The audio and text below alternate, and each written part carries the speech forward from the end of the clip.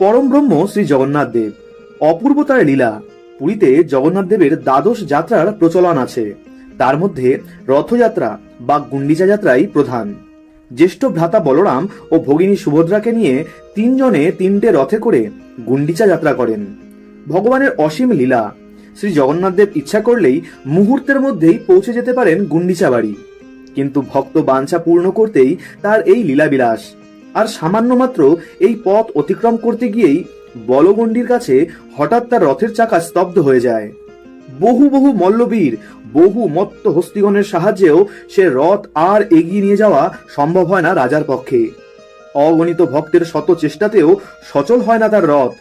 অবশেষে ভগবানেরই কোনো লীলায় আবার সচল হয় শ্রী জগন্নাথ দেবের রথের চাকা। ধর্ম প্ল্যানেটের আজকের উপস্থাপনায় জগন্নাথ দেবের সেই অলৌকিক লীলাগাথা, জগন্নাথ দেবের রথযাত্রার সময় হঠাৎ করে রথের চাকা কেন স্তব্ধ হয়ে গিয়েছিল, সেই লীলাই জেনে নেব। ধর্ম প্ল্যানেটে আপনাকে সুস্বাগতম। ধর্ম প্ল্যানেটের এমনই ধর্ম সম্বন্ধীয় বিভিন্ন ভিডিওর নোটিফিকেশন সবার প্রথমে পেতে ধর্ম প্ল্যানেট চ্যানেলটিকে সাবস্ক্রাইব করে পাশে থাকা বেল আইকনটিকে ক্লিক করে যেতে ভুলবেন না। তাহলে চলুন ধর্ম প্ল্যানেটের আজকের উপস্থাপনায় জেনে নেই ভগবান শ্রী জগন্নাথ দেবের সেই অলৌকিক লীলাগাথা। ভগবান শ্রী জগন্নাথ দেবের রথযাত্রার সময় কেন হঠাৎ করে রথের চাকা স্তব্ধ হয়ে গিয়েছিল। ত্রিজগতের সকল কিছুকে আপন চিন্ময় সত্তায় আত্মসাৎ করে তিনি সকলের হৃদয়ের রাজা প্রভু জগন্নাথ। সকল অবতারের তিনিই অবতারী। প্রভু জগন্নাথ প্রেমের ঠাকুর। ভক্তের সঙ্গে তিনি যুগে যুগে নব নব লীলা করে থাকেন, কখনো অবিশ্বাসীর বিশ্বাস স্থাপনের জন্য, আবার কখনো ভক্তের মহিমা প্রকাশ করার জন্য। পুরীতে জগন্নাথ দেবের দ্বাদশ যাত্রার প্রচলন আছে বছরের বিভিন্ন সময় বিভিন্ন উপলক্ষে। এর মধ্যে আষাঢ়ের শুক্লা দ্বিতীয়াতে রথযাত্রা বা গুন্ডিচা যাত্রাই প্রধান। বর্ণাঢ্য শোভাযাত্রার সঙ্গে মহা সমারোহে এই রথযাত্রার উৎসব চলে আসছে ঠিক কবে থেকে তা ইতিহাসের পাতা উল্টে নির্ণয় করতে ঐতিহাসিকেরাও সঠিক সিদ্ধান্তে আসতে থমকে দাঁড়ান। অন্যান্য যাত্রায় অংশ নেন জগন্নাথের যেসব চলন্তি বিগ্রহ আছেন তারাই। একমাত্র রথযাত্রাতেই স্বয়ং জগন্নাথ দেব মন্দিরের রত্নবেদী থেকে রাজপথে নেমে এসে জ্যেষ্ঠ ভ্রাতা বলরাম ও ভগিনী সুভদ্রাকে সঙ্গে নিয়ে তিনটি পৃথক সুসজ্জিত রথে আরোহণ করেন। আপামর ভক্তগণকে দর্শন দিয়ে কৃতার্থ করেন। রথে চ বামনং দৃष्ट्वा পুনর্জন্ম ন বিদ্যতে। এই শাস্ত্রবাক্যটির যথার্থ সুগভীর অর্থ ও তাৎপর্য ভিন্ন হলেও সাধারণ অর্থেই লোক প্রচলিত বিশ্বাস দূর দূরান্ত থেকে সর্বস্তরের মানুষকে টেনে আনে শ্রী জগন্নাথ দেবের রথযাত্রা উৎসবে যোগ দিয়ে একটিবারের জন্য হলেও রথারূঢ় বামনকে দর্শন করে এবং রথের রজ্জু স্পর্শ করে জন্ম সার্থক হবে বলে। পরব্রহ্ম পুরুষোত্তম জগন্নাথ, যিনি ইচ্ছামাত্র এই জগৎ সৃষ্টি করেছেন এবং যার ইচ্ছায় সৃষ্টি স্থিতি ও লয়ের সকলই সংগঠিত হয়ে থাকে, তিনি তো ইচ্ছা করলেই মুহূর্তের মধ্যেই গুন্ডিচা বাড়ি পৌঁছে যেতে পারেন, কিন্তু তাহলে তো তার লীলাই হবে না। ভক্ত বাঞ্ছা কল্পতরু প্রভু জগন্নাথ এমনি করেই ভক্ত ইচ্ছা পূরণের মাধ্যমে তার লীলা নিত্য নতুন ভাবে আস্বাদন করে থাকেন। ভক্তিরজ্জুতে তিনি চিরকালই বাঁধা ভক্তের হৃদয়ে। সহস্র সহস্র ভক্ত উচ্চ রবে তার জয়ধ্বনি দিতে দিতে, রথের রজ্জু টানতে টানতে, নর্তন কীর্তন করতে করতে তাকে নিয়ে চলবেন গুন্ডিচার পথে। এটাই তার অভিপ্রায়, তার বিশেষ লীলা। রথে উপবিষ্ট হয়ে এই যে যাত্রা, এর মধ্য দিয়েও তিনি ভক্তের মহিমা প্রকাশ করে আনন্দ পান। তাই চলতে চলতে কখনো রথের গতি হয় দ্রুত, কখনো ধীর গতিতে চলে, আবার কখনো সকলের সব চেষ্টা ব্যর্থ করে তিনি রথ অচল করে অনেক সময় ভক্তের মাধ্যমে তার মহিমা প্রকাশ করে থাকেন। ভক্তকবি শালবেগের কাহিনী উৎকলীয় সাহিত্যে বহুল প্রচলিত। শালবেগ ছিলেন জাতিতে মুসলমান। তখন জাহাঙ্গীরের রাজত্বকাল। সেই সময় উড়িষ্যার সুবেদার ছিলেন লাল বেগ। ইকবালনামা জাহাঙ্গীরিতে এর কথা বলা হয়েছে। জাহাঙ্গীর লাল বেগকে পুরী আক্রমণ করে মন্দির লুট বা ধ্বংস করার আদেশ দেন। তদনুযায়ী লাল বেগ পুরী যাত্রা করেন। ফেরার পথে দণ্ড মুকুন্দপুর গ্রামের পথের ধারে এক পুষ্করিণীতে স্নানরতা এক বিধবা ব্রাহ্মণী রমণীর যৌবনশ্রীতে প্রলুব্ধ হয়ে এই সুবেদার তাকে জোর করে কটকে নিয়ে আসেন এবং ধর্মান্তরিত করে বিবাহ করেন। বিবাহের পর এদের 5টি সন্তান জন্মে।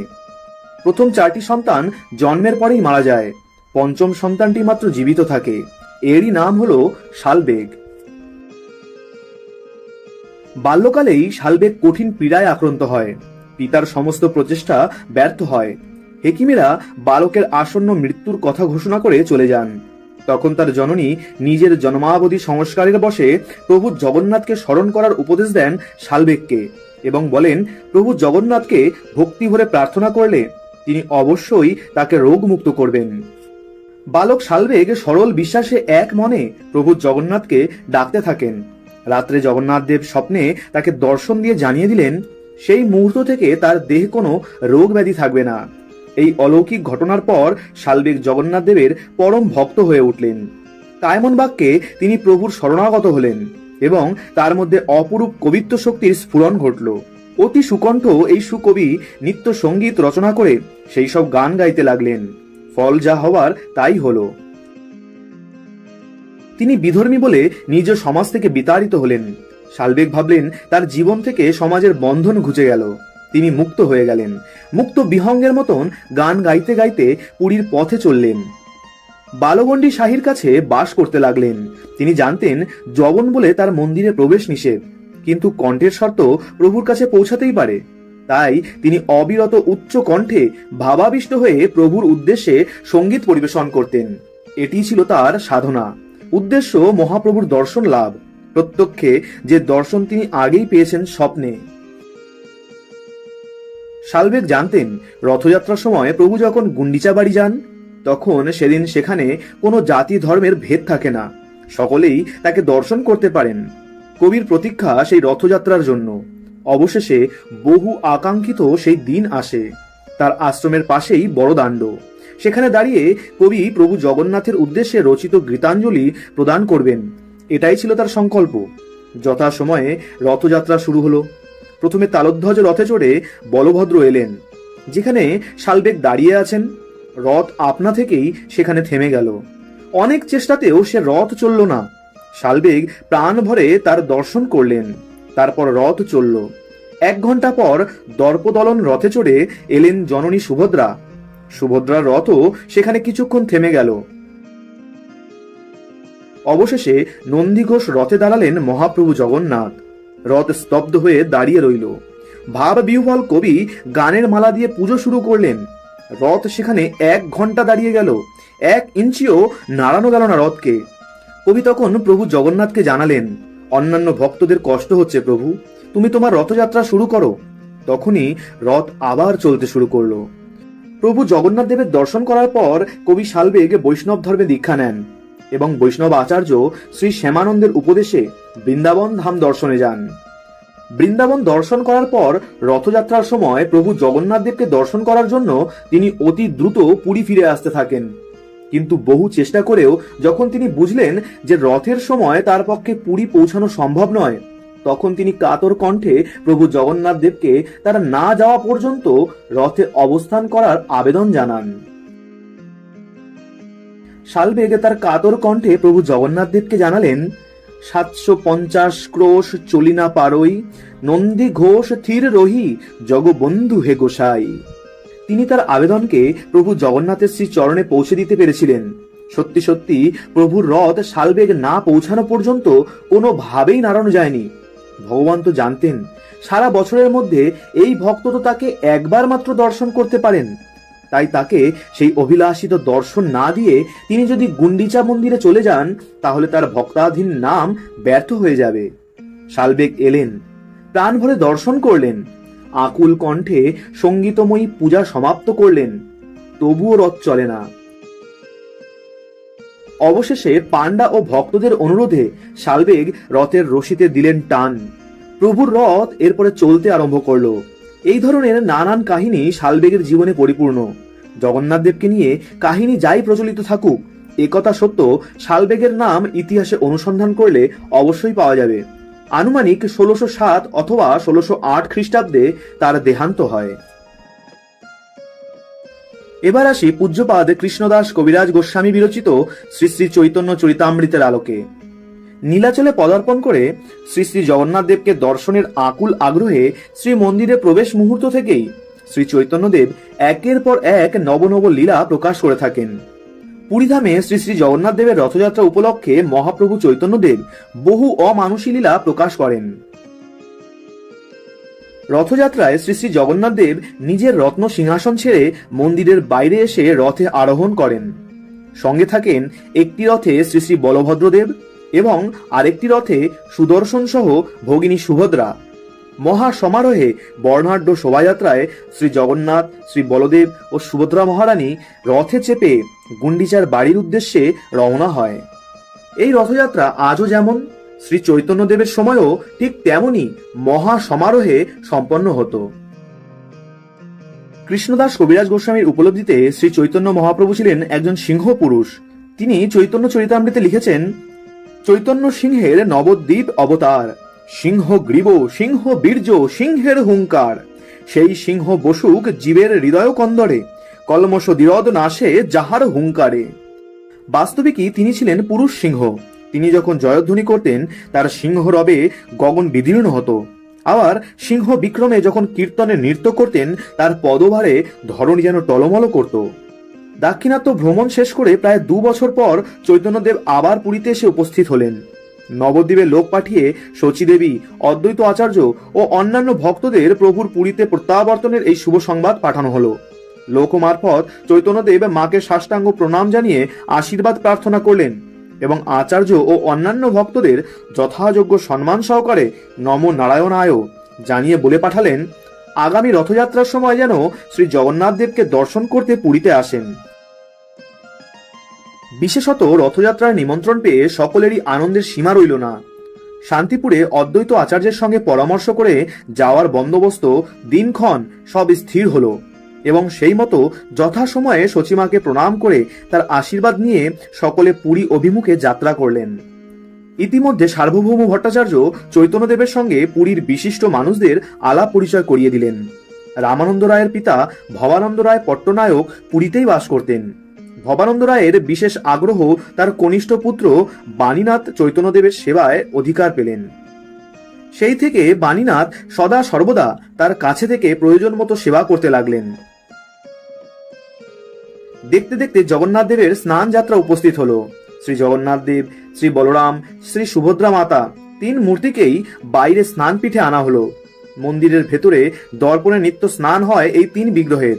বছরের এই একটি মাত্র দিন পূর্ণ স্নান করানো হয়। এই সময় থেকেই জগন্নাথ দেবের পুজো দেবার ভার সম্পূর্ণ দ্বৈতাপতিদের নিয়ন্ত্রণে থাকে। দ্বৈতাপতিগণ জগন্নাথ দেবকে তাদের পরিবারের একজন সর্বই সর্বকর্তা মনে করেন এবং মানুষের মতো তিনি যেন মানুষ হয়ে মানুষের মধ্যেই সমস্ত লীলা করেন প্রভু জগন্নাথ দেব।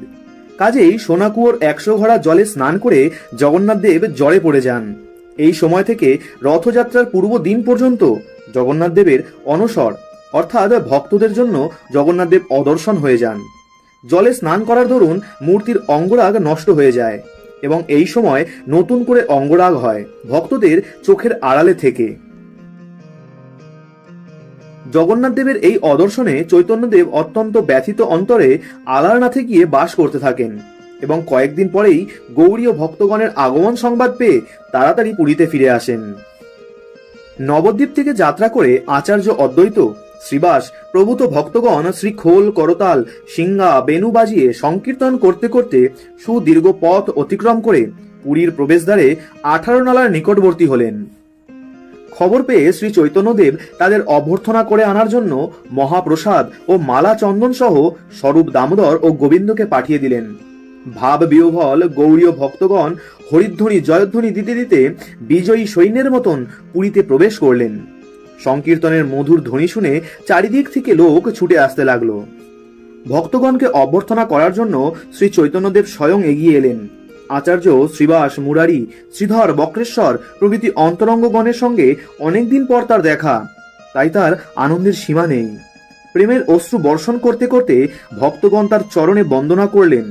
তিনি সকলকে সম্মান দেখিয়ে প্রেম আলিঙ্গন দিয়ে আপ্যায়িত করলেন এবং সকলকে নিজের বাসস্থানে নিয়ে গেলেন। বাণীনাথ আগে থেকেই মহাপ্রসাদ ও মালা চন্দন সংগ্রহ করে রেখেছিলেন। শ্রী চৈতন্যদেব স্বহস্তে সেই প্রসাদ বিতরণ করলেন। সন্ধ্যার সময় শ্রী চৈতন্যদেব গৌড়ী ও ভক্তদের নিয়ে মন্দিরে গিয়ে কীর্তন আরম্ভ করলেন। মহাপ্রভুর ইচ্ছায় 4 সম্প্রদায়ে বিভক্ত হয়ে কীর্তন আরম্ভ হলো। সঙ্গে 8টি মৃদঙ্গ ও 32 করতাল।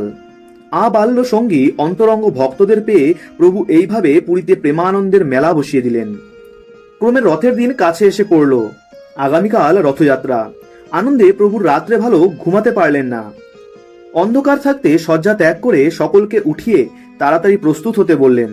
মহা উৎসবে সকলকে নিয়ে জগন্নাথ দেবের পাণ্ডু বিজয় দর্শন করে তৃপ্ত হলেন চৈতন্যদেব। অতঃপর সোনার মার্জনী হাতে রাজা স্বয়ং পরম ভক্তিভরে তার সেবা কার্যটি সম্পাদন করলেন। এবার রথের রশিতে টান দেওয়ার সময় হলো। মহাপ্রভু নিজ ভক্তগণকে নিজ হাতে মালা ও চন্দন দিয়ে সকলের মধ্যে শক্তি সঞ্চার করলেন। এরপর শুরু হলো রথাগ্রে মহাপ্রভুর অপূর্ব নর্তন কীর্তন। সকলকে নিয়ে প্রথমে 4টি সম্প্রদায়ে ভাগ করে দিলেন। প্রথম সম্প্রদায়ের প্রধান হলেন স্বরূপ দামোদর, আর দামোদর পণ্ডিত, রাঘব, গোবিন্দ দত্ত, গোবিন্দানন্দ ও নারায়ণ, এই 5 জন তাহার দোহার। এই 6 জন মিলে গীত গাইবেন, আর 2 জন বাজাবেন মৃদঙ্গ। এই সম্প্রদায়ের নৃত্য করবেন অদ্বৈত প্রভু। এইভাবে প্রত্যেক সম্প্রদায়ে সর্বসমেত 9 জন করে ঠিক করে দিলেন। দ্বিতীয় সম্প্রদায়ের প্রধান শ্রীবাস, তার দোহার ছোট হরিদাস, গঙ্গাদাস, শুভানন্দ, শ্রীমান পণ্ডিত ও শ্রীরাম পণ্ডিত। এখানেও 2টি মৃদঙ্গ। এই সম্প্রদায়ের নৃত্য করবেন স্বয়ং নিত্যানন্দ। তৃতীয় সম্প্রদায়ের নৃত্যকারী হলেন বড় হরিদাস। এইভাবে 7টি সম্প্রদায়ে ভাগ করে 4টি সম্প্রদায় রথের আগে, 2টি সম্প্রদায় রথের দুপাশে এবং 1টি সম্প্রদায় রথের পশ্চাৎ ভাগে রইলেন। 7টি সম্প্রদায়ের প্রত্যেকটি সম্প্রদায়ে 2টি করে মৃদঙ্গ। এইভাবে 14 মাদল বেজে উঠল। 42 জন গীত গাইতে লাগলেন। 7 জন 7 জায়গায় নৃত্য আরম্ভ করলেন। কীর্তন আরম্ভ হওয়া মাত্র সকলে আনন্দে মেতে উঠলেন। কিন্তু প্রভু বিনা নৃত্য গীতে প্রাণ সঞ্চার করবেন কে? অথচ সামনে ও পিছনের সম্প্রদায়ের মধ্যে দূরত্ব অনেকটাই। অথচ এই 7 সম্প্রদায়ের একই সঙ্গে প্রভু থাকবেন কি করে? কিন্তু কার্যত সেটাই হতে দেখা গেল। 7 সম্প্রদায়ের ভক্তগণই দেখছেন যে প্রভু তাদের সঙ্গেই আছেন। প্রত্যেকেই ভাবছেন তাদের সম্প্রদায়ের প্রতি বুঝি প্রভুর টানটা বেশি। চৈতন্য চরিতামৃতে কবিরাজ গোস্বামী লিখেছেন, 7 ঠাই ভুলে প্রভু হরি হরি বলি, জয় জগন্নাথ কহে হস্ত তুলি। সকলের দৃষ্টি প্রভুর দিকে। ইতিপূর্বে সমার্জনী হাতে রাজার নিচ সেবা দেখে প্রভু তার প্রতি দয়াদ্র হয়েছেন। এইভাবে কিছুক্ষণ চলার পর রথ এক জায়গায় এসে স্থির হলো। তখন প্রভু 7 সম্প্রদায়কে একত্র করে স্বয়ং ভাবাবিষ্ট হয়ে কীর্তন আরম্ভ করলেন। শ্রী চৈতন্যদেবের তেজময় দেহকান্তি এবং অপূর্ব নর্তন কীর্তন দর্শন করার জন্য চারিদিকে লোক ঘিরে ভিড় করে দাঁড়ালো। জনতাকে ঠেকিয়ে রাখার জন্য ভক্তগণ হাতে হাত ধরে চারিদিকে মণ্ডলাকারে ঘিরে দাঁড়ালেন। মণ্ডলের মধ্যস্থলে গোল জায়গায় ভাবাবিষ্ট মহাপ্রভু স্বচ্ছন্দ গীতিতে জলের মধ্যে মাছ যেমন সঞ্চরণ করে, সেইভাবে অবলীলাক্রমে নৃত্য, গীত ও কীর্তন করতে লাগলেন। তার ভাবময় পবিত্র দেহে যাতে অন্য প্রাকৃত লোকের স্পর্শ না লাগে কিংবা ভাবাবেশে অবস্তনু ভুলুণ্ঠিত না হয়, সেজন্য নিত্যানন্দ 2 হাত প্রসারিত করে সর্বদা আগলে রাখার চেষ্টা করে চললেন। তবু সবসময় প্রভুকে রক্ষা করা সম্ভব হচ্ছে না। মধ্যে মধ্যে সোনার প্রতিমা ধুলায় গড়াগড়ি যাচ্ছেন। 2 নয়নের ধারা বয়ে চলেছে। ভাবের আবেশে প্রভুর দেহে প্রতি মুহূর্তে নতুন নতুন সাত্ত্বিক বিকার উপস্থিত হচ্ছে। সেই অপরূপ মনোহর মূর্তি দর্শন করে সকলেই বিমোহিত হয়ে যাচ্ছেন। এ যেন তাদের সেই পরিচিত নিমাই বা শ্রীকৃষ্ণ চৈতন্য নন, অন্য এক পরম চৈতন্যময় সত্তা।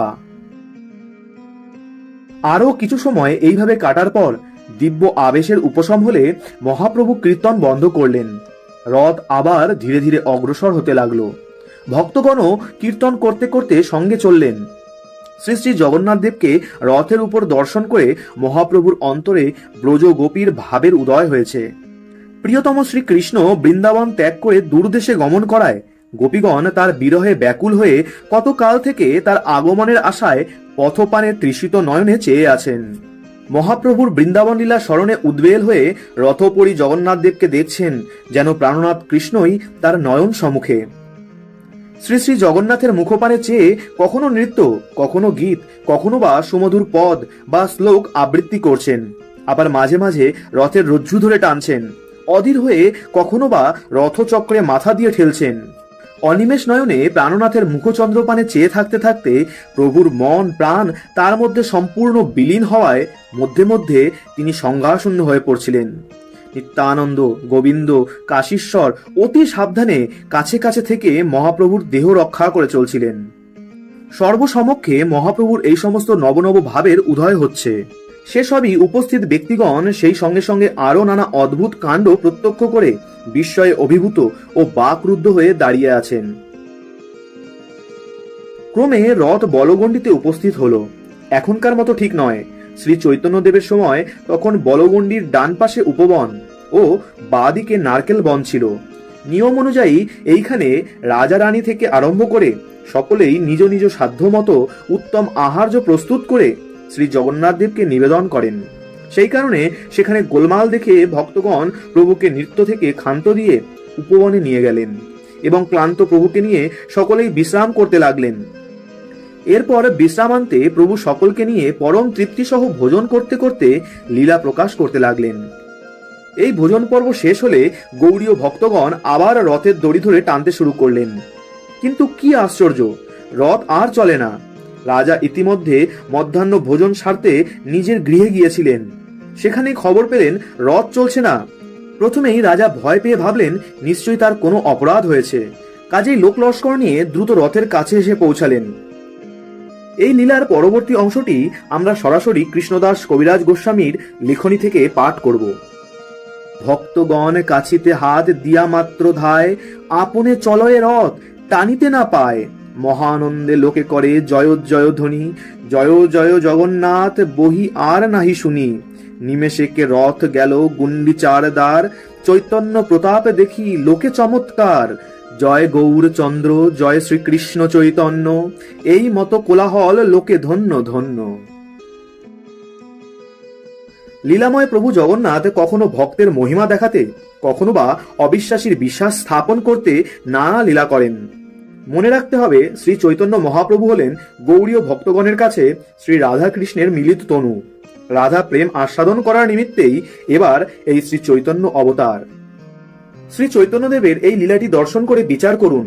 কৃষ্ণদাস কবিরাজ গোস্বামীপাদ আমাদের যা শোনালেন তাতে কার লীলা প্রকট হলো? দারুব্রহ্ম জগন্নাথের, অথবা চৈতন্য রূপে অবতীর্ণ স্বয়ং শ্রীকৃষ্ণের?